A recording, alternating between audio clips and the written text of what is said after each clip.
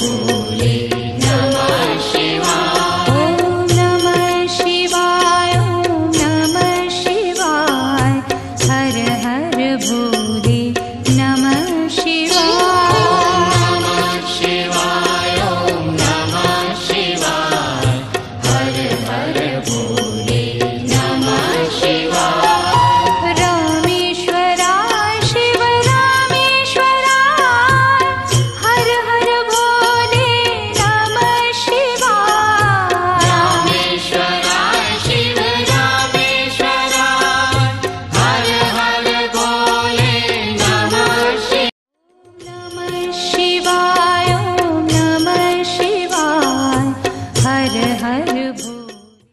ओम सहना भवतु सहनो भुनक्तु सह वीर्यं करवावहै तेजस्विनावधीतमस्तु मा विद्विषावहै। ओम शांति शांति शांति। शंकरं शंकराचार्यं केशवं बादरायणं सूत्रभाष्यकृतौ वन्दे भगवन्तो पुनः पुनः। ईश्वरो गुरुरात्मेति मूर्तिभेदविभागिने व्योमवद्व्याप्तदेहाय दक्षिणामूर्तये नमः।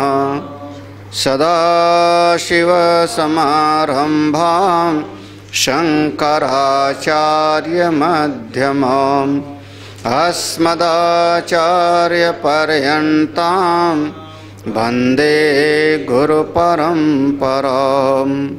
श्रुतिस्मृतिपुराणानाम् आलयं करुणालयं नमामि भगवत्पादं शङ्करं लोकशङ्करम्। नारायणं पद्मभवं वसिष्ठं शक्तिं च तत्पुत्रपराशरं च व्यासं शुकं गौडपदं महान्तं गोविन्दयोगीन्द्रमथास्य शिष्यं श्रीशङ्कराचार्यमथास्य पद्मपादं च हस्तामलकं च शिष्यं तं त्रोटकमवार्तिककारमन्यान् अस्मद्गुरुं सन्ततमानतोऽस्मि। परम सम्माननीय स्वामी जी महाराज, सभी आत्मस्वरूप संतजन भक्तजन, विभूतिपाद जिसमें 3 चीज़ों का शुरुआत में ही उपदेश दिया, धारणा, ध्यान और समाधि। हमारा मन जब किसी एक चीज़ पर जा कर के टिक जाता है उसको हम कहते हैं धारणा।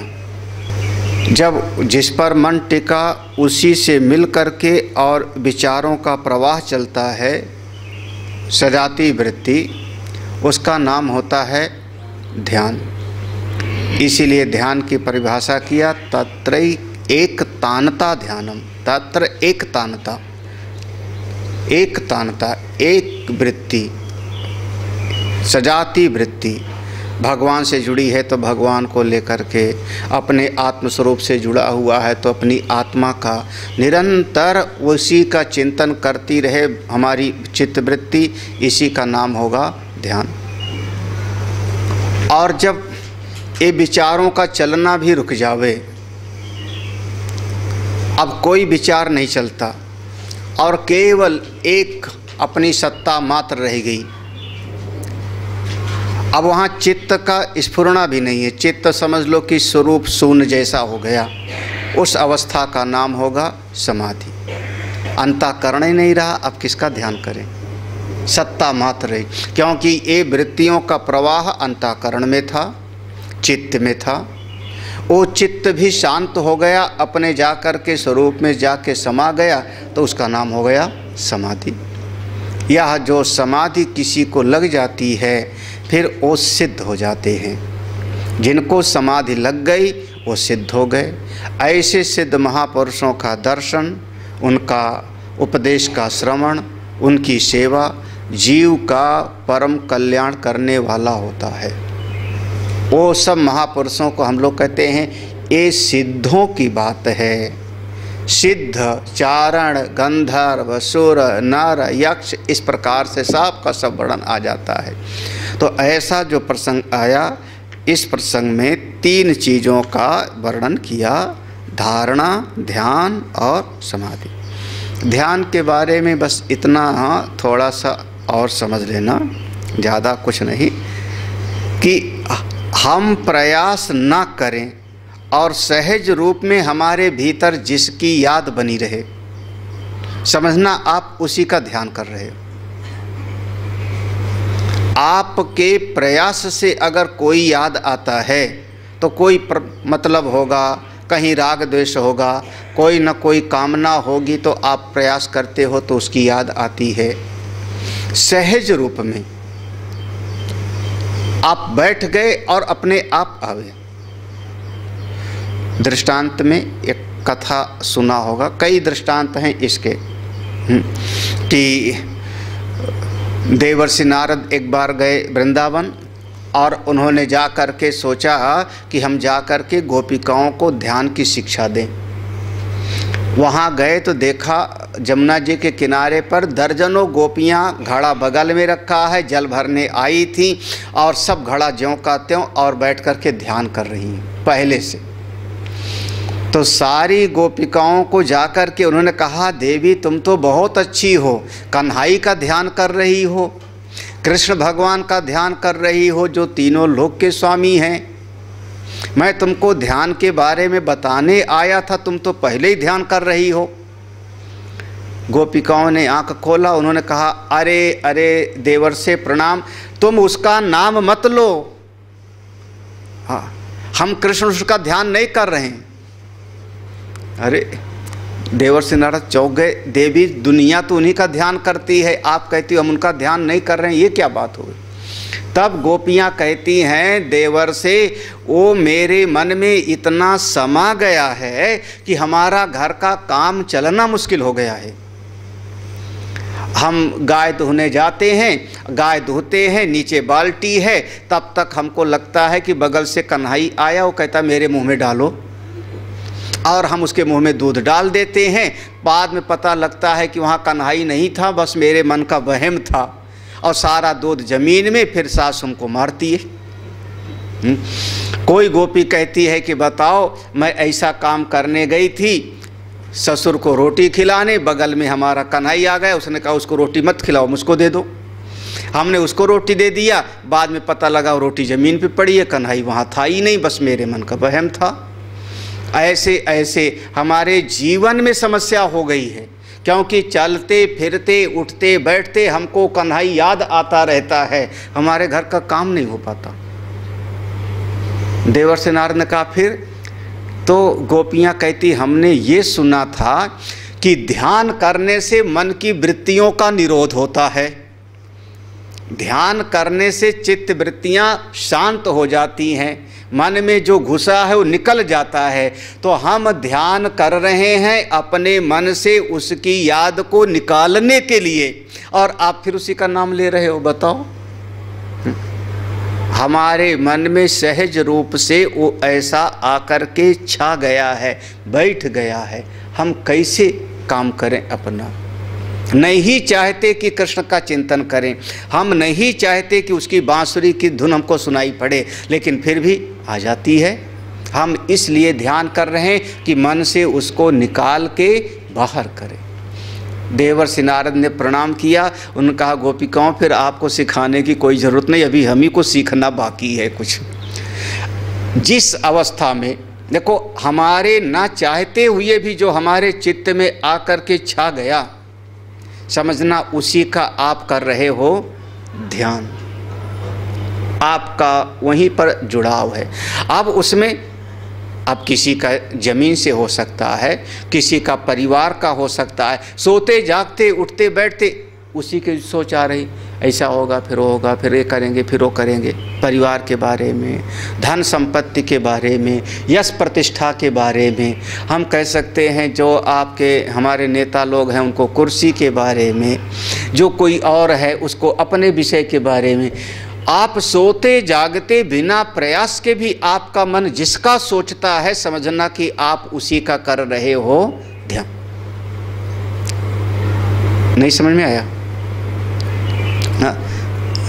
उठते बैठते अगर आपको करना पड़ता है तो समझना अभी साधना है।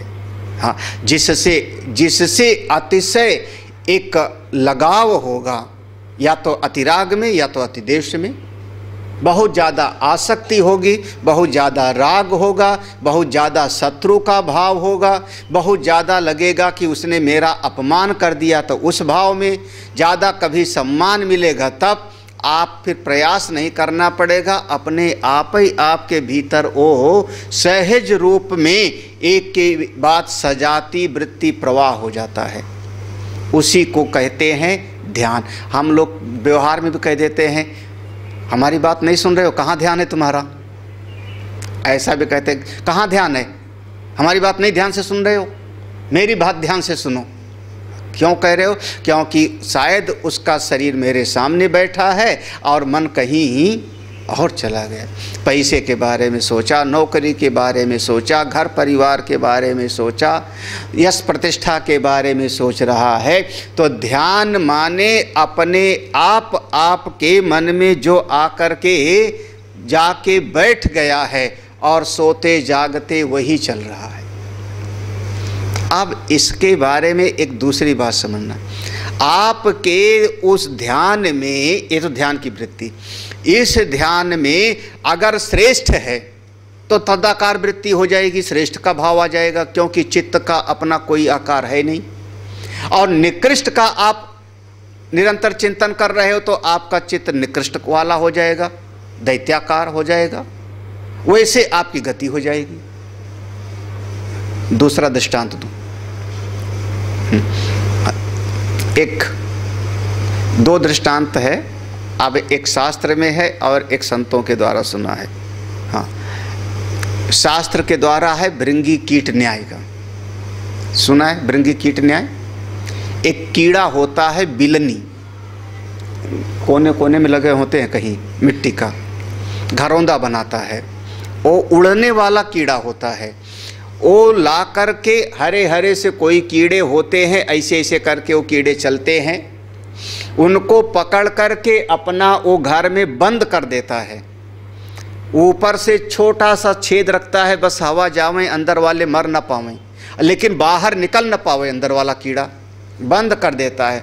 फिर वो जाता है बाहर जा कर के और वो चारा वगैरह लाता है, अंदर जिस कीड़े को बंद किया है उसको चारा खिलाता है, पानी खिलाता है, और चलते चलते उसको अपना डंक चुभो देता है, मच्छर का जैसे डंक होता है, सुई चुभो देता है। जब डंक चुभोता है तो अंदर वाला कीड़ा जो हरा हरा था वो तिलमिला जाता है, अरे अरे, और वो बार बार यही सोचता है अंदर वाला कीड़ा, वो आएगा फिर अभी पानी भी पिलाएगा, चारा भी खिलाएगा, फिर डंक चुभोएगा, फिर आएगा, फिर, और ऐसे करते करते सोचते सोचते जो अंदर कीड़ा बंद है उसके बिलनी के अंदर, उस कीड़े के पंख निकल आते हैं, उसका रूप बदल जाता है, और एक दिन इतनी शक्ति आ जाती है कि कीड़े की दीवार, वो बिलनी की दीवार को छेद करके और बाहर उड़ जाता है। इसी प्रकार से उसका वंश चलता है। इसको कहते हैं भृंगी कीट न्याय। वो जो उड़ने वाला है उसको हम कहते हैं भृंगी, वो जो बंद किया है अपने घर में उसको कीट, वो कीट कीड़ा वो भृंगी जैसा बन जाता है। कैसे? उसी का बार बार चिंतन करते करते, जिसका चिंतन करोगे उसी के जैसे बन जाओगे। जिसका चिंतन करोगे, आप भगवान का चिंतन करोगे, स्वयं भगवान स्वरूप हो जाओगे। यस्य यादृशी भावना, तस्य तादृशी भवेत्। जिसकी जैसी भावना होगी निरंतर अपने आप उसी के जैसे हो जाओगे, उसी के जैसे। बहुत सारे महापुरुष, हाँ, आप चिंतन किसका कर रहे हो? आत्मा का, परमात्मा का, भगवान का। देखो, तो जिसका चिंतन निरंतर करोगे, ध्यान करते रहोगे, उसी के जैसे बनोगे। संसारी का चिंतन करोगे, संसारी बनोगे, और भगवान का, भक्त का चिंतन करोगे तो भक्त बन जाओगे। हाँ, एक महात्माओं का एक अब और दृष्टांत है, यही चीज़ समझाने के लिए, यही चीज़ समझाने। एक गुरुजी के पास चेला गया। चेला जब गया गुरुजी के पास में, तो चेले ने कहा, जो बताया, चेले ने कहा, गुरुजी हम कैसे करें, क्या करें? तो गुरुजी ने कहा, ध्यान करो परमात्मा का। उसने कहा, परमात्मा का ध्यान करने से क्या होगा? क्या होगा? बोले तो परमात्मा बन जाएगा। उसने कहा, ऐसे कैसे हो जाएंगे? हम तो मनुष्य हैं, शरीर हैं, परमात्मा का ध्यान करने से परमात्मा कैसे बन जाएंगे? गुरुजी ने कहा, अच्छा मेरी बात मानेगा, चल। उसको ले गए, एक छोटी सी गुफा में बंद कर दिया। छोटा सा दरवाज़ा रहा, छोटा सा दरवाज़ा। उस गुफे में पानी वानी की व्यवस्था थी, बाथरूम वगैरह। ऐसा महात्मा लोग आश्रम में बना के रखते हैं, एकांत गुफा। हाँ, कई जगह पर, नडियाद में संतराम मंदिर में हमने देखा, वहाँ पर ऐसा मौन गुफा। वहाँ जा कर के आपको थाली दे दिया जाता है, आप भोजन कर लो, थाली बाहर कर देना, कोई ले जाएगा। सब का सब आप वहीं रह कर के साधना करो जितना कर सकते हो। तो वो गुफा में चला गया और गुरुजी ने उसको जो है उसमें रख दिया। और अब वो छेद छोटा सा था। गुरुजी ने कहा, तू ऐसा करना, सवेरे से शाम तक मेरी आज्ञा है, ये सोचना कि मैं भैंस हूँ और कुछ नहीं, बस मैं भैंस हूँ, ये सोचना, ये मेरी आज्ञा है। अब उसको जो है थाली में भोजन दे दिया जाता, खा लेता, उसी में बैठे सवेरे से, मैं भैंस हूँ, मैं भैंस हूँ, मैं काला हो गया हूँ, काला काला भैंस, काली काली भैंस। कभी सफ़ेद भी हुई? गाय काली होती है, श्यामा गौ, लेकिन भैंस सफ़ेद तो हमने तो नहीं देखा। किस? हाँ, भूरी होती है, सफ़ेद कहाँ होती है? हाँ, सफ़ेद नहीं देखी हमने। तो अब मैं काला काला हो गया हूँ, मैं भैंस हूँ, मैं भैंस हूँ, मेरे 4 पाँव हैं। धीरे धीरे गुफा में वो दोनों हाथ रख के चलने लगा। हाँ, भैंस ऐसे चलती है, फिर हमारे जो है ऐसा है, हमारी आँख बड़ी बड़ी हो गई, हमारा ऐसा थूथुन निकल आया है, हमारे 2 सींग निकल आई है, मैं तो भैंस हूँ। अब महीना भर के बाद में एक दिन गुरुजी आए और वहाँ मुंह लगा के कहा, ए चेला बाहर निकल। तो वो वहीं दीवार जहाँ दरवाज़ा था वहीं आके ऐसे ऐसे करता है, गुरुजी नहीं निकल पा रहा हूँ। गुरु ने कहा, क्यों? निकल जैसे गया था। उसने कहा, मेरी सींग अटक रही है। गुरु ने कहा, सींग कहाँ है तेरे, तू तो आदमी है। उसने कहा, नहीं मैं भैंस हूँ, मेरी सींग अड़ रही है इसमें। गुरुजी ने उसको डांटा, समझाया, फिर वो निकला। गुरु ने कहा, जब तुम महीने भर केवल ये सोचते रहे कि मैं भैंस हूँ, मैं भैंस हूँ, तो तुमको लगने लगा कि मेरी सींग, लगने लगा, असल में सींग निकली नहीं थी, है ना। तो अगर निरंतर यही चिंतन करते रहो तो, हाँ, जैसा चिंतन करोगे वैसे आपका जीवन बनेगा। श्रेष्ठ का चिंतन करोगे, श्रेष्ठ बनोगे। मीरा अगर भगवान कृष्ण का चिंतन करती हैं तो भगवान कृष्ण में जाके समा गई, उन्हीं में जाके एक हो गए। महाप्रभु अगर भगवान जगन्नाथ का चिंतन करते हैं तो उन्हीं में जा कर के समा गए। अगर कोई संत हैं और भगवान शिव का चिंतन करते रहते हैं तो उनको साक्षात शिव स्वरूप माना जाता है। और बाद में जब ब्रह्मलीन हो गए, समाधि दे दिया गया, तो वहाँ शिवलिंग की स्थापना कर दी जाती है। ये साक्षात शिव स्वरूप हैं। हाँ, जैसा आप किसका चिंतन करते हो, सोते जागते, आपके मन में आता कौन है, श्रेष्ठ या निकृष्ट, संसार या अध्यात्म, शास्त्र का चिंतन या दुनियादारी का चिंतन। हाँ, बिना प्रयास के समझना, उसी का ध्यान है, बिना प्रयास के जिसका चिंतन चल रहा है। हाँ, अब चाहे मानो चाहे बिना प्रयास के चिंतन चलता है किसका, बेटे का, बहू का, पड़ोसी का, बिल्कुल पड़ोसियों को चलता है। लड़ाई हो जाए, देखो उस दुश्मन का चलेगा बिना प्रयास के।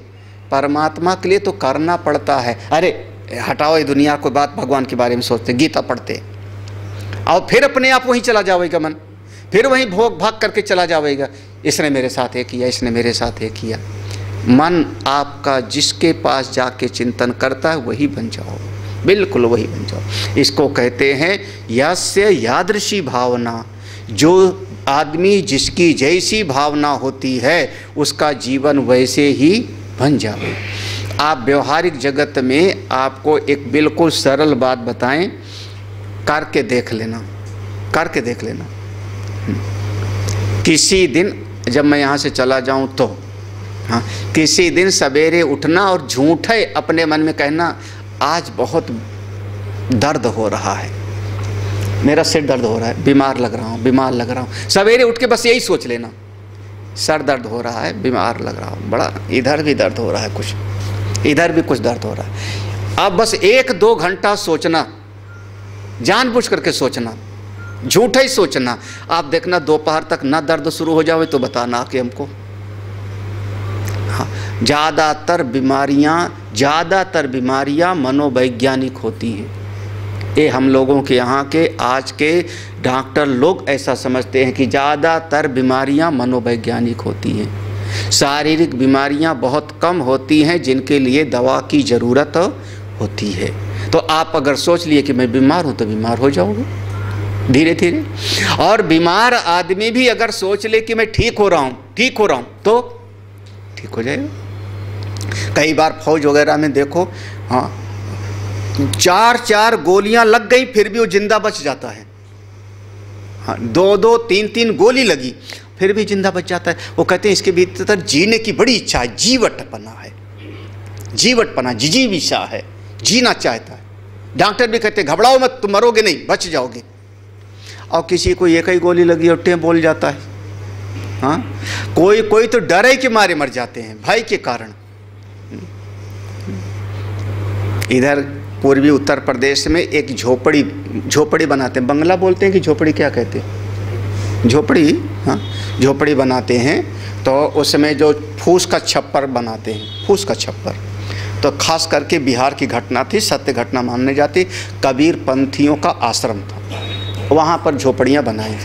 तो एक आदमी ने, जैसे वो झोपड़ी बनाते हैं तो वहाँ एक रस्सी होती है मूंज की, और कभी कभी अरहर के पेड़ का ऐसे ऐसे बना करके बांध देते थे। तो उसको ऐसे बांध दिया करते थे। तो वहाँ पर उसको जो है पूरा का पूरा छप्पर बनाया, वो छप्पर बांध गया, छप्पर को रख दिया। अगले साल, दूसरे साल छप्पर को थोड़ा सा खराब हो गया, चूने लगा, तो उसको ठीक करने के लिए वही आदमी आए फिर। तो जो आदमी ने छप्पर बनाया था वही जब उसको खोलने लगा तो देखता क्या है, एक जगह जहां गांठ बांधा था वहां पर सांप लगा हुआ है। जिस समय उसको बना रहा था उस समय वो सांप आया होगा, बातचीत में उसका कहीं और ध्यान रहा होगा, उस सांप को पकड़ के वो भी लपेट के ऐसे बांध दिया था। अब वो छोटा सा रहा, कोई सांप रहा होगा, वो सांप देख गया। अब उसका तो हड्डी रह गई थी, अस्थि पंजर। वो देखते ही उसने कहा अरे ये छप्पर मैंने ही बनाया था, सांप मैंने बनाया था। और उसी समय अटैक हुआ और मर गया। सांप ने हमको कहा, बताओ क्यों मरा हो? सांप तो साल भर पहले मर गया था। हाँ, साल भर पहले। आप वो भय के कारण, हाँ, अरे राम राम, भय के कारण ज़्यादा आदमी, तो ज़्यादा संसार का सोचोगे संसारी बनोगे, परमात्मा का सोचोगे भगवत स्वरूप बन जाओगे। इसीलिए ध्यान माने जिसका सोते जागते उठते बैठते उसी से चित्त जुड़ा हुआ है, अपने आप सहज रूप से समझना आप उसी का कर रहे हो ध्यान। एक तानता ध्यानम, हाँ ऐसे है ना, एक तानता शब्द है शायद, हाँ, तत्र प्रत्यय एक तानता ध्यान, एक तानता, बस सोते जागते चलते फिरते उठते बैठते। हाँ हाँ, आप निकृष्ट का ध्यान कर रहे हो, ये भी है, निकृष्ट का सोचोगे निकृष्ट बन जाओगे। अब देखो इसी बात को समझाने के लिए मारीच का क्या हुआ, मारीच का प्रसंग याद आया रामायण में। हाँ, वो मारीच कहता है बिना नोक की बाण हमको मारा था।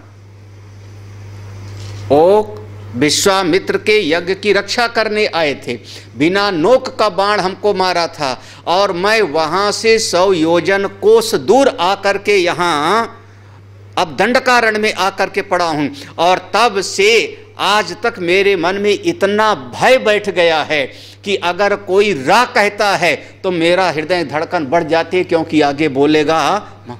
हाँ, मैं सोते जागते राम राम का चिंतन करता रहता हूँ। तो परिणाम अंत में बताया कि जब उसका शरीर मरता है तो उसके भीतर से ज्योत निकलती है और भगवान में जाके समा जाती। क्यों? राक्षस था, सोने का हिरण बन के आया, लेकिन भगवान में क्यों समाया? क्योंकि भगवान का चिंतन करता था। श्लोक याद आया कुछ? गोप्या कामाद भयाद कंसः। हाँ, गोपियां कामना से भगवान का चिंतन करती हैं, कंस भय के कारण भगवान का चिंतन करता है, शिशुपाल द्वेष से। अच्छा, जितने महाभारत में लोग मरे, ये तो नहीं लिखा कि दुशासन का ज्योति गई हो भगवान में समा गई हो, ये तो नहीं लिखा।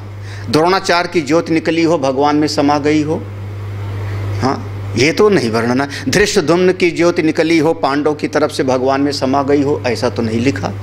लेकिन शिशुपाल का वध हुआ और शिशुपाल की ज्योति निकलती है और भगवान में जाकर के समा। क्यों? क्योंकि शिशुपाल सोते जागते भगवान को गाली दिया करता था। वो तो 100 गाली सामने सभा में दिया, बाकी सोते जागते उन्हीं का चिंतन करता था। ओ कृष्ण, ओ कृष्ण। एक सबसे बड़ी जलन ये थी उसको, जलन तो कई थी, सबसे बड़ी जलन ये थी कि बारात लेके गया था, हाँ, वो विदर्भ देश रुक्मिणी के लिए, और जिसके लिए वो गया था उस कन्या को ले गए थे वो भगवान। आज भी उससे बड़ा शत्रु दूसरा कोई नहीं। शिशुपाल का नाम शिशुपाल वधम महाकाव्य, शिशुपाल वधम महाकाव्य है। शिशुपाल नैषधेय चरित्र शिशुपाल वधम, ये सब महाकाव्य है ना, शिशुपाल वधम, उसको पढ़िए कभी जो है।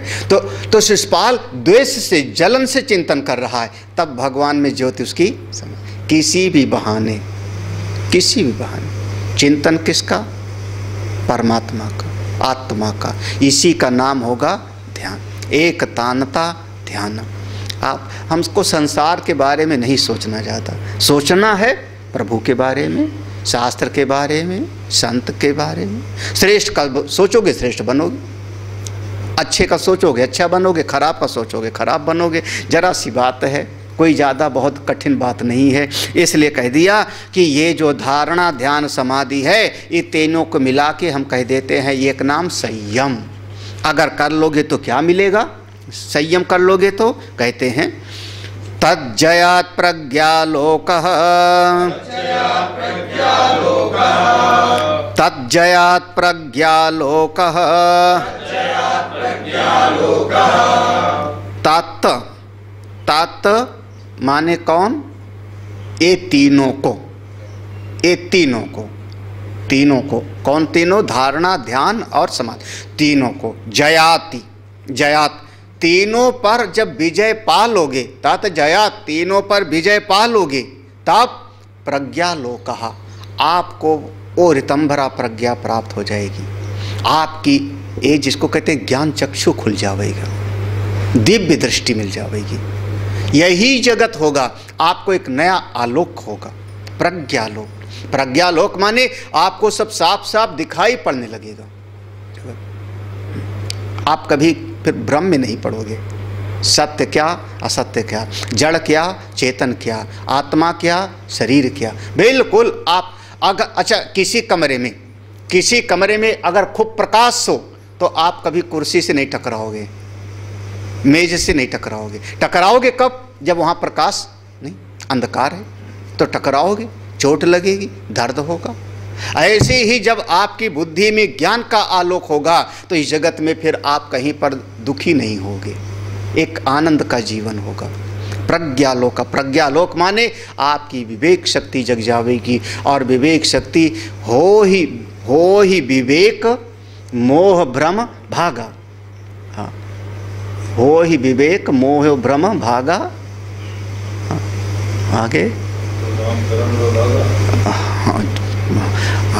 हो ही विवेक मोह भ्रम।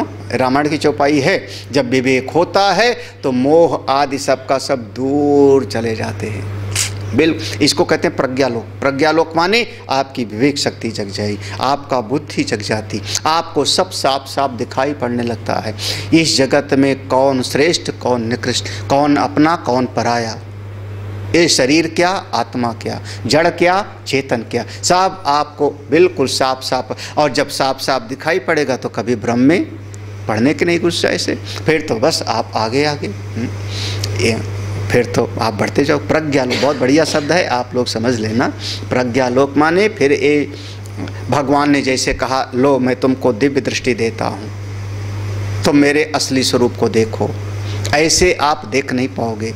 जिस नज़र से आप देखते हो उसी नज़र से सब नहीं देखते दुनिया को। अब हमारा ये शरीर बैठा है जंगल में, हमारा ये शरीर जंगल में बैठा है, हमारे पास में 50 लोग बैठे हैं। क्या समझते हो सब एक ही नज़र से हमको देख रहे हैं? हाँ, हमारा शिष्य है वो कहता है गुरु जी हैं, भाई बैठा होगा तो कहेगा हमारे भाई हैं, पत्नी बैठी होगी तो कहेगी हमारे पति हैं, पुत्र बैठा होगा तो कहेगा हमारे पिताजी हैं। अब हमारे शरीर पर कितनी नज़र हो रही। अच्छा, बगल में कोई लकड़बग्घा बैठा हो झाड़ी में तो क्या कहेगा, आज बढ़िया भोजन दिख रहा है, खाया पिया, है ना। वैसे महात्मा लोगों को जब जो है 10 नंबर पे लुढ़काते हैं तो मछलियाँ बड़ी खुश होती हैं, बढ़िया खाया पिया आया। हाँ, तो अब लकड़बग्घे की नज़र क्या होगी? हाँ, जितने लोग। अच्छा, कोई दुश्मन होगा तो, कोई चोर आके बैठा होगा तो कहेगा महाराज के पास कंबल बढ़िया है, मौका पावे तो पाड़ दे। सबकी नज़र अलग अलग, तो सबके भीतर जैसी बुद्धि होती है वैसे वो देखता है। जाकी रही भावना जैसी, तो अगर आपकी बुद्धि में विवेक होगा तो ये सारी सृष्टि आपको ब्रह्ममय दिखने लगेगी। सब तो आत्मा है, सब तो परमात्मा स्वरूप है। फिर निज प्रभु मैं देख ही जगत के ही सन करहीं विरोध। सारा मेरे परमात्मा का स्वरूप है, किससे विरोध करें, किससे लड़ाई झगड़ा करें। प्रज्ञालोक कहा, ये आपके भीतर फिर ये तीनों पर विजय पाने से प्रज्ञालोक। वहाँ प्रसंग याद करना, वहाँ जहाँ पर बताया था संप्रज्ञा समाधि, असंप्रज्ञा समाधि, फिर ऋतंभरा प्रज्ञा, यही था ना। उसके बाद विवेक ख्याति, याद आया ना। तो वो पूरा प्रसंग यहाँ पे ले। और जब धारणा ध्यान समाधि हो गई तो उसके बाद फिर ऋतंभरा प्रज्ञा आ गई, फिर विवेक ख्याति हो गई, सब कुछ साफ साफ दिखाई पड़ने लगते। आप लोग भी अच्छा दुकान पर जाते हो, दुकान पर जाते हो, कैसे समझ लेते हो कि ये वाली सब्जी ठीक नहीं है, ये वाली ठीक है? कैसे समझ लेते हो? हाँ, कैसे? ये वाला वस्त्र ठीक नहीं है, ये वाला कपड़ा ठीक होगा, ये वाला मोबाइल ठीक नहीं है, ये वाला ज़्यादा बढ़िया होगा। कैसे समझ लेते हो? हाँ? दूसरा वाला व्यक्ति शायद जावे तो जो सड़ी हुई सब्जी वही खरीद लावे क्योंकि वो सस्ता मिल रहा है, ऐसा भी तो हो सकता है ना। अरे हम खुद बताएं, एक बार हम गए सब्जी खरीद, हम बहुत खरीदे हैं, तो शुरुआत में अनुभव से सीखे हैं, धक्के खा खा के। तो वो बड़ा बड़ा आलू बिक रहा था, और बड़ा बड़ा आलू देख करके हमको लगा यही सस्ता भी है और बड़ा बड़ा है, सस्ता भी बड़ा बड़ा, वही खरीद के लाए हम 5 किलो। पूरा आज की बात नहीं, 40 साल पुरानी बात होगी। हाँ, जब बड़ा बड़ा सस्ता खरीद के ले आए, जैसे जितना आलू काटे सब अंदर से काला निकलता जावे। अब क्या हो गया, फिर निकलता है ना, ऐसे काटो तो अंदर से काला निकल गया। अब क्या, तब लगा कि देखने में बड़ा बड़ा, अंदर से सब। हाँ, अब हमारी अकल में अगर पहले ज्ञान होता तो मैं क्यों खरीदता बड़ा बड़ा आलू। हाँ? लेकिन उसके बाद से अब उसके बाद फिर गए सब्जी खरीदने कभी, तो जहाँ बड़ा बड़ा देखे उधर से उधर उठाया ये नहीं खरीदना है। किसके प्रकाश में समझ में आया? हाँ, प्रज्ञालोक कहा, आपके भीतर एक विवेक की शक्ति जग गई, एक समझदारी जग गई, यही तो ना। आपके भीतर एक समझदारी जग गई कि अगर कोई लौकी, तुरई, खूब बैगन बढ़िया बढ़िया चिकना चिकना बाजार में दिखाई पड़ता है तो हमारी बुद्धि कहती है ये खरीदना ठीक नहीं। इतना बढ़िया क्यों क्यों? बोले ज़रूर इतना बड़ा बड़ा चिकना चिकना बढ़िया बढ़िया, तो बोले इसमें इंजेक्शन लगाया होगा तभी इस तरीके का है। असल में ऐसा जल्दी होता नहीं।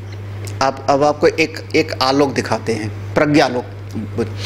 स्फटिक की माला देखा है ना पहने हुए किसी को? नहीं देखा? पहन के आना था तो मैं दिखा देता। हाँ स्वामी जी पहने। हाँ जो स्फटिक होता है ये पानी है, बर्फ़ बन गया और उससे भूकंप वगैरह आया, ज़मीन में दब गया, हज़ारों साल के बाद फिर वो जम जाता है तो स्फटिक बन जाता है। पहले बर्फ़ बना फिर ज़मीन के जैसे कोयले से हीरा बन जाता है, ऐसे ही एक तरीके से पानी है। इसलिए इसको छुएंगे तो ठंडा लगेगा, स्फटिक को स्पर्श करेंगे तो बहुत शीतल होगा। अब जो प्योर स्फटिक है, पूरी तरह से स्फटिक, वो चूँकि ज़मीन से निकलता है, वो एक तरीके से बर्फ़ है, जम गया था तो धीरे धीरे कठोर हो गया। अगर प्योर स्फटिक होगा उसको ऐसे लेकर के देखो तो कहीं ना कहीं स्टोन होगा तो उसमें कहीं ना कहीं छोटी सी जाली आदि दिखाई पड़ जाएगी, कुछ न कुछ। आप डायमंड ले लो, आप नीलम ले लो, आप कोई भी स्टोन ले लो, अगर आप देखोगे ऐसे ऐसे लाइट में करके, वो देखो सुनार वगैरह ऐसे करके देखते हैं तो उसके अंदर कहीं ना कहीं कोई छोटी सी जाली, कहीं कोई अंदर ऐसे दिखाई पड़ जाएगा। और जो एक होता है बेल्जियम क्रिस्टल, उसको नाम देते हैं बेल्जियम क्रिस्टल। हाँ वो एक अलग चीज़। या एडी, अमेरिकन डायमंड, एडी तो समझती होंगे, एडी समझते होंगे, बेल्जियम क्रिस्टल नहीं समझेंगे। वो स्फटिक है, वो कहता है बेल्जियम क्रिस्टल है, इतना बड़ा ले लो, अंदर बिल्कुल साफ साफ चमक वाला, एक भी रेशा तक नहीं होगा। जब बहुत साफ साफ दिखाई पड़ रहा है तो हमारी बुद्धि कहती ये खरीदना ठीक नहीं, इतना साफ स्फटिक नहीं होता। स्टोन जो होगा, पत्थर, उसमें कहीं ना कहीं कोई धारी आदि होनी चाहिए, वो प्राकृतिक है। हाँ अब देखो ये अब हमारी बुद्धि में समझ में आ जाता है। हाँ ऐसे ही आपको एक बुद्धि जगेगी, प्रज्ञा जगेगी, जगत में एक एक चीज़ आप स्पष्ट देख पाओगे, एक एक चीज़ स्पष्ट। क्या हुआ? अब आगे बढ़ूं कि और कुछ बताऊं? प्रज्ञालोकः, अब साफ साफ दिखाई पड़ जाता है कौन अपना कौन पराया, कौन अपने मतलब से प्रेम करता है और कौन जो है बिना मतलब के प्रेम से केवल प्रेम ही करता है। सब दिखाई पड़ता है दुनिया साफ साफ, क्या कहते हैं, क्रिस्टल क्लियर, साफ साफ स्पष्ट। हाँ ये ऐसा है, ये ऐसा है, ऐसा है, सब दिखाई पड़ता है। ये ऐसा प्रज्ञालोक कैसे मिलेगा? तो कहते हैं तस्य भूमिषु विनियोगः, तस्य भूमिषु विनियोगः, तस्य, तस्य माने उन तीनों का, उन तीनों का, कौन तीनों का? धारणा, ध्यान और समाधि का, वो तीनों का, वो तीनों का। या अब तीनों का एक नाम दिया था वहाँ पर संयम, हाँ वहाँ संयम नाम दिया था, तो उन तीनों का, संयम का, भूमिषु, भूमिषु विनियोगः। भूमिषु माने यहाँ पर भूमि, देखो भूमिषु है ना, तो भूमि मतलब यहाँ पृथ्वी अर्थ नहीं होगा, यहाँ भूमिषु माने क्रम से, जैसे कहते हो भूमिका, मंच पर ये जावेगा इसके बाद ये जावेगा, भोजन में ये परसोगे इसके बाद ये चीज़ परसोगे, तो क्रम से, क्रम से उसका विनियोग करना चाहिए भिन्न भिन्न भूमिकाओं में। कैसे, किस प्रकार से, किस प्रकार से इसका विनियोग करना, विनियोग माने इसका उसको लगा देना। कैसे लगाना है? तो कहा देखो पहले धारणा करनी है। धारणा कैसे करना है? तो कहा पहले आप स्थूल विषय पर अपना ध्यान लगाओ, थोड़ा मोटा तगड़ा होवे वहाँ आपका मन टिक जाएगा, फिर और सूक्ष्म में चले जाओ, फिर और सूक्ष्म में चले जाओ, फिर और सूक्ष्म में चले जाओ। तो क्रम से गया ना। जैसे जैसे भगवान का ध्यान करना है तो हमने कहा भगवान श्री कृष्ण विराजमान है, आप इनकी पूजा करो। बिल्कुल आरती लिया, आरती लेकर के हम भगवान को पूरा का पूरा जो है सिर से लेकर के पांव तक उनका आरती उतारे। तो ये क्या हुआ, पूरा का पूरा। फिर उसके बाद अब क्रम बदल जाना चाहिए। आप कहते हैं अब जब आरती है तो पूरे शरीर पे नहीं, पहले अब उनके एक एक अंग पर करो। अब देखो वो पहले व्यापक, फिर उसके बाद सूक्ष्म होते जाएंगे, सूक्ष्म होते जाएंगे। फिर अब केवल आपको कहाँ ध्यान करना है, भगवान के चरण नख पर। तो आप स्थूल से सूक्ष्म की तरफ क्रम से गए, क्रम से आप चलते गए स्थूल से सूक्ष्म की तरफ, स्थूल से सूक्ष्म की तरफ। तो ऐसे क्रम से आपको यह विनियोग करना चाहिए। ध्यान करना है, ध्यान करना है। पहले भगवान का पूरे स्वरूप का ध्यान किया, फिर उनके नेत्रों का ध्यान किया, फिर उनके हृदयाकाश से अपने हृदय को मिला दिया। जो भगवान है सोई मैं हूँ, वो सत्स्वरूप है, मैं भी सत्स्वरूप हूँ। तो ऐसे भूमिषु विनियोगः, ये तीनों चीज़ों को धीरे धीरे एक जगह पर स्थिर हो जाए स्थूल पर तो और सूक्ष्म में चले जाओ, और स्थिर हो जाए तो और सूक्ष्म में चले जाओ। तो ऐसे भिन्न भिन्न आप उनके धरातल पर अपनी साधना को आगे बढ़ाते जाओ। ज़्यादा कठिन नहीं है, स्पष्ट है। नहीं समझ में आई बात? हाँ, अरे भाई पहले कहते पहले मोटा मोटा काम कर लो फिर छोटा वाला काम करना। हाँ, पहले बड़ा बड़ा काम कर लो फिर छोटा छोटा वाला काम करना, यही तो ना। अगर किसी को कोई भी काम बताना है तो हम कहते हैं पहले बड़ा वाला तो काम कर लो, उसके बाद छोटा। हाँ, क्या क्या क्या दृष्टांत दे के समझाएं? कौन सा दृष्टांत? बच्चे को पढ़ाना है, का से कबूतर, A for apple, B for bat, कहाँ से शुरू करोगे? हाँ, पहले एक कबूतर बना होगा, किताब में कबूतर बना होता है। अब बच्चे को पढ़, हम लोग पढ़े थे बहुत, आ से अनार, बड़े आ से आम होगा ना। अरे काम, हाँ वहाँ बना रहता था किताब में, आ से अनार, छोटा आ, बड़े आ से अनार, ई से इमली, अच्छा बड़ी ई से, वाह वाह बड़ी ई से, ऊ से, बड़े ऊ से, वाह क्या बात है, याद है याद है ना। तो अच्छा वहाँ इसे बना रहता था गोला। जब एक बार अक्षर की पहचान हो गई तो अब गोले की ज़रूरत वहाँ पर नहीं। अब कबूतर को हटा दिया, पहचान किसकी हो गई? का की। हाँ अच्छा, और अगर कोई शॉर्ट हैंड सीखने वाला हो तो, एक शॉर्ट हैंड टाइपिस्ट होता था, नौकरी कर, नेगी जी सीखे रहे होंगे कभी, उस समय सीखना पड़ा होगा, नौकरी जब लगती होगी उस समय, हाँ ना। तो उस समय अंग्रेजी और वो कुछ इतने बड़े शब्द को ऐसे ऐसे कर देते हैं, बस उनका मतलब समझ गए वो। हाँ, आपने कहा कमल, कमल तोड़ के ले आओ, और उसको उन्होंने ऐसे ऐसे कुछ निशान बना दिया, पता नहीं क्या बनाते हैं। हाँ, वो लुल्लू गोजर जैसा टेढ़ा मेढ़ा जरा सा बना दिया और उसमें वो समझ जाते हैं। आप बोलते जाते हो, नोट करते जाते, बिल्कुल आप ऐसे बोलते जाओ, हमारा पूरा प्रवचन वो नोट कर लेंगे एक एक शब्द, और बाद में उसको फिर हिंदी में तो इस, हाँ बाद में कर देते। हाँ, तो इसको कहते हैं स्थूल से सूक्ष्म की तरफ।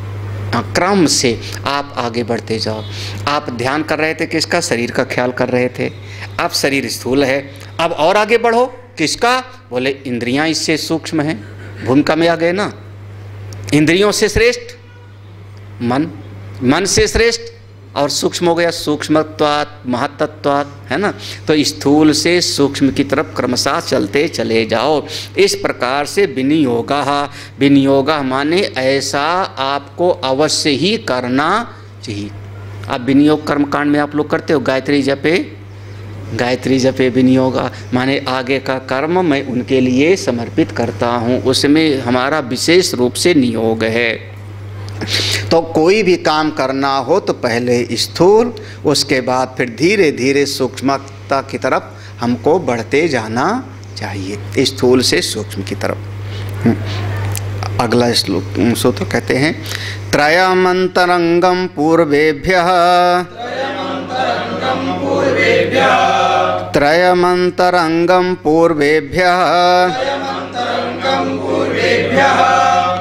ये जो त्रय है, त्रयम, ये जो त्रयम माने तीन है, ये तीन कौन? धारणा, ध्यान, समाधि। ये अंतरंगम, ये अंतरंग हैं, भीतर की बात है। किससे? किससे भीतर? कहते हैं पूर्वेभ्य, जो पूर्व के पाद में बताया गया था उनसे ये भीतर हैं, उनसे ये भीतर हैं। कौन सा पूर्व में? यम, नियम, आसन, प्राणायाम, प्रत्याहार। ये पांच में देखो बाहर से है ना कुछ। यम में आपको कोई सामने मिला तो उससे सत्य बोलना है, यही ना। बाहर से आप आए तो पांव धो के आओ, यही तो हुआ ना। बाहर से किसी ने बहुत सारा आपको दिखाया तो संतोष रखो, अपरिग्रह रखो, सब बाहर से। आसन करना है तो शरीर को ऐसा बिठाओ, प्राणायाम करना है तो नाक से ऐसा श्वास लो, हाँ। फिर प्रत्याहार करना है तो इंद्रियों को बाहर की तरफ मत जाने दो, तो ये सब स्थूल है, बाहर की तरफ है। इससे ये जो धारणा ध्यान किसका है? अंदर के मन की बात हो गई। तो इससे ये पांचों से ये धारणा ध्यान समाधि भीतर की बात है। अब और भीतर जा कर के आपको समझना। अब धीरे धीरे बहुत गंभीरता में जा रहा है प्रसंग। ये आगे का प्रसंग बहुत गंभीर है, बहुत सूक्ष्म बुद्धि लाओगे तो समझ में आएगा। तो अब उससे ये अभ्यंतर है, अंतरंग है। किससे? स्थूल से सूक्ष्म की तरफ।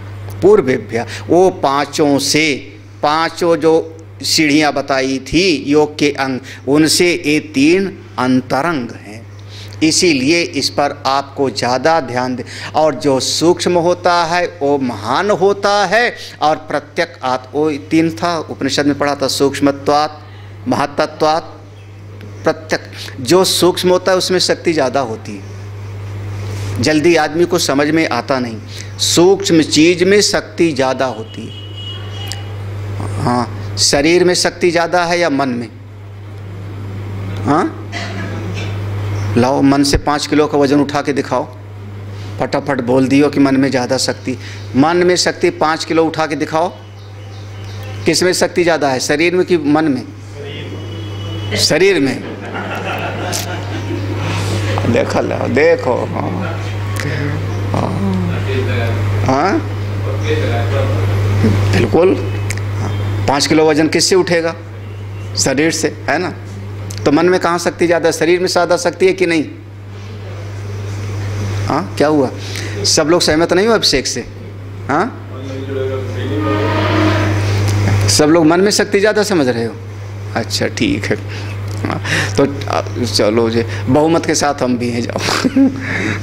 जो सबका मत वही हमारा मत, और क्या। हाँ, तो शरीर की शक्ति से ज़्यादा शक्ति कौन? मन में। मन में, हाँ। मन की शक्ति कितना है? आप चाहो तो एक नया स्वप्न जगत संसार बना खड़ा कर लेते हो, है ना। मन की कितनी सामर्थ्य। नया आकाश बना डाला, नया वायु जल पृथ्वी सब बन गई स्वप्न में। जब चाहा मन ने बनाया, और जब चाहा सबका सब मन ने उसको अपने अंदर ही समेट लिया, पूरे के पूरे सपने को। हम लोग कहते भी हैं मन के हारे हार है, मन के जीते जीत। मन जरा सा खराब हो जाए, मन सो जावे, आपका हाथ 50 ग्राम उठा के दिखावे,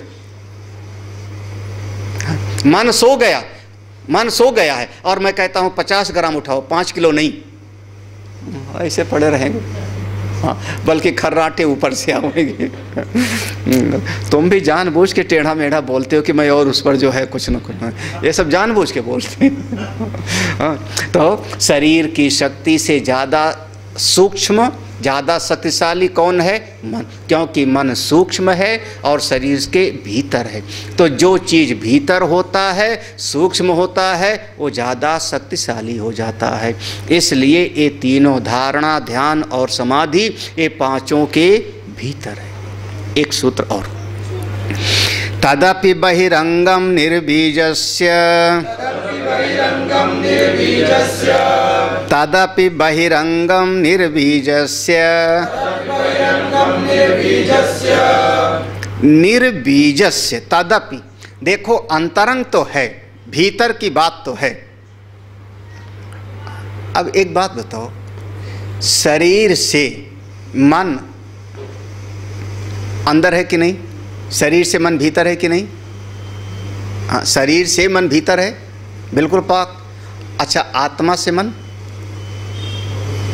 आत्मा चेतन से मन, आत्मा की दृष्टि से मन बाहर हो जाएगा ना। अरे हाँ, ऐसे समझ लो। अच्छा, बाहर वाले जो सड़क पे जा रहे हैं, उनकी नज़र से हम कहें तो सब लोग आश्रम में हो, यही ना, भीतर हो, आश्रम में हो, ठीक है ना। लेकिन सत्संग हाल की नज़र से कहें तो जो पीछे गौशाला में है वो सत्संग हाल में है क्या हो? तो हम कहेंगे वो कहाँ हो गए? बाहर। तो बाहर वालों की दृष्टि से वो भीतर हैं, आश्रम के अंदर, और सत्संग भवन की नज़र से वो कहाँ हो गए? बाहर हो गए। बिल्कुल उसी प्रकार से जैसे शरीर की दृष्टि से मन भीतर है और आत्मा की नज़र से कहें तो आत्मा की नज़र से मन हो गया बाहर, उसी प्रकार से ये जो तीनों हैं, धारणा, ध्यान और समाधि, ये वो निर्बीज अवस्था की नज़र से ये बाहर हैं। तदपि, ऐसा होने पर भी, कैसा? ये तीनों अंतरंग होने पर भी बहिरंग हैं, बाहर हैं। किसके? निर्बीजस्य, उस निर्बीज अवस्था की नज़र से। निर्बीज अवस्था का सूत्र था पहले पाद में 51वां सूत्र था, प्रथम पाद में 51 नंबर का सूत्र था। जैसे चना भुन गया, अब उसमें से कोई अंकुर नहीं निकल सकता, ऐसे मन की सारी कामनाएं भुन गईं, मन का सारा बंधन ढीला हो गया, अब उसका कोई पुनर्जन्म नहीं होता। वो स्थिति कहाँ पर हुई? विवेक ख्याति के उपरांत। संप्रज्ञात समाधि, असंप्रज्ञात समाधि, ऋतंभरा प्रज्ञा, विवेक ख्याति जब प्राप्त होगी तो अविप्लव, वहाँ पर शब्द आया था अविप्लव, समस्त विप्लव रहित उस अवस्था में स्थित हो जाएगा। वहाँ पर अब उसके समस्त संस्कार निर्बीज अवस्था में हो जाएंगे। भून गया, अब उसका कभी दोबारा जन्म नहीं। तो इसको समझो, कैवल्य पद की दृष्टि से, मोक्ष की नज़र से ये तीनों साधन बाहर हैं, और ये जो यम नियम की नज़र से ये तीनों अंतरंग हैं। तो हाँ, सूक्ष्म है, क्योंकि ये क्रम से हो गया। अब पूरे 8 मार्ग का वर्णन हो गया, गिन लेना, यम, नियम, आसन, प्राणायाम, प्रत्याहार, ये 5, और फिर धारणा, ध्यान और समाधि, ठीक है। अब इसमें जब समाधि लगी, इस समाधि में कुछ विशेष बात है, क्योंकि समाधि में चित्त है कि नहीं है? मर तो गया नहीं है चित्त, अंतःकरण मरा थोड़े है, अंतःकरण है, चित्त है। तो चित्त की कैसी अवस्था होती है, चित्त काम कैसे करता है? एक बार समाधि लग गई तो जब उठेगा व्युत्थान दशा में, वो जग जावेगा, तो किसी को उपदेश देगा कि नहीं देगा? किसी को शास्त्र पढ़ाएगा कि नहीं पढ़ाएगा? आशीर्वाद देगा कि नहीं देगा? कैसे देगा? तो चित्त में संस्कार है कि नहीं है? है तो कैसे है? वो सब चीज़ का निरूपण अगला प्रसंग करता है। आज अगले वाला जो प्रसंग है हम लोग सवेरे पढ़ेंगे। आज मैं इतना ही कहूँगा कि जैसा सोचोगे निरंतर वैसे बनोगे, निरंतर। तस्मात् सर्वेषु कालेषु माम अनुस्मर युत। सर्वेषु कालेषु, सर्वे, जीवन के प्रतिक्षण में भगवान कहते मेरा सुमिरन करते रहोगे और कर्तव्य अपना करते रहोगे तो मुझको ही प्राप्त कर लोगे। इसलिए अगर आपका ध्यान, आपकी चित्तवृत्ति उस परमात्मा का चिंतन करती है तो आप उस परमात्मा स्वरूप को प्राप्त करोगे। जैसा सोचोगे वैसे बनो। कहते हैं ना, जैसा खावे अन्न वैसा होवे मन। तो जैसा मन सोचेगा वैसे आपका जीवन मन। आप रोज़ सोचो मैं पापी, मैं पापी, मैं पापी, मैं पापी, तो पपिए हो जाओगे, नरक ही जाओगे। हाँ, आप रोज़ सोचो मैं भगवान का भक्त, मैं भगवान का प्रेमी, मैं परमात्मा का, मैं पुण्यात्मा, अरे तो मैं सत्संग में जाता हूँ, मेरे पास गीता जी हैं, माला पहनता हूँ, मैं पुण्यात्मा। पुण्यात्मा सोचते सोचते आप पुण्यात्मा हो जाओगे। जैसा सोचोगे वैसे ही बनोगे। आप श्रेष्ठ सोचो, श्रेष्ठ बनोगे। यही ध्यान है। निरंतर ध्यान बनाए रखो। और आज यहाँ पर बोले वृंदावन बिहारी लाल की जय, सच्चिदानंद भगवान की। ओम पूर्णमदः पूर्णमिदं पूर्णात् पूर्णमुदच्यते पूर्णस्य पूर्णमादाय पूर्णमेवावशिष्यते। ओम शांति शांति शांति। हरि ओम। श्री गुरुभ्यो नमः। हरि ओम।